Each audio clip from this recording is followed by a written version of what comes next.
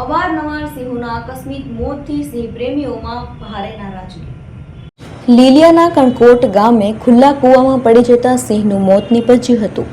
આશરે 2 થી 2.5 વર્ષના સિંહનું કૂવામાં પડી જતા મોત નીપજ્યું હતું। આ અગાઉ પણ આ વિસ્તારમાં માદા સિંહનું ઇલેક્ટ્રિક શોકથી મોત નીપજ્યું હતું। ત્યારે ફરી એકવાર ખુલ્લા કૂવામાં સિંહના મોતથી સિંહ પ્રેમીઓમાં રોષ જોવા મળ્યો છે। લીલિયા પંથકમાં વાડી વિસ્તારમાં ખુલ્લા કૂવાઓ વન્ય પ્રાણીઓ માટે ચિંતાજનક ઘાતક બનતા જાય છે।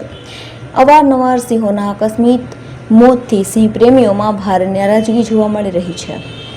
લીલિયાના કણકોટ ગામે સિંહના મોતની આ બીજી ઘટનાથી વન વિભાગમાં દોડ મચી જવા પામી છે। નરસિંહના મૃતદેહને બહાર કાઢી પીએમ માટે ક્રાંકચ એનિમલ કેર ખાતે ખસેડાયો હતો। સત્વરે તપાસ કરી ખુલ્લા કૂવાઓને જાળીથી ઢાંકવામાં આવે તેવી સિંહ પ્રેમીઓની માંગ છે।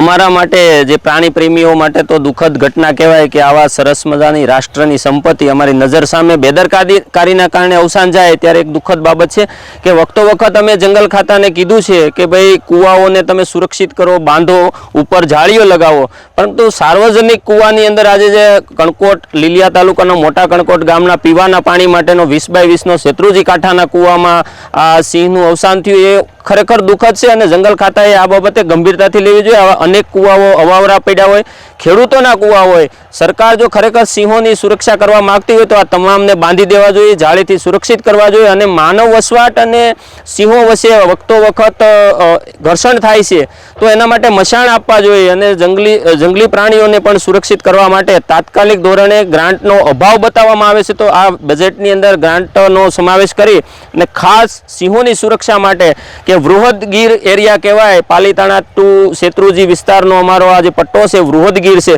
તો ખરેખર ગીરના સ્વરૂપમાં જો સ્વીકારવામાં આવતું હોય સરકાર તરફથી તો સુરક્ષાના નામે અહીંયા સિંહોની સુરક્ષાના નામે ઘણું બધું ઘટતું છે એ સત્વરે પૂરતું કરવું જોઈએ ને આવા સિંહ બાળના અવસાન બદલ અમને ખરેખર દુઃખ છે અને વખતો વખત લોકોની અને સાર્વજનિક ક્ષેત્રના માણસોની રજૂઆતને ધ્યાને લઈ અને આવા બનાવો ફરી ન બને એ માટે સરકારે આને માટે આગળ વધવું જોઈએ અને કૂવાઓને સુરક્ષિત કરવા જોઈએ।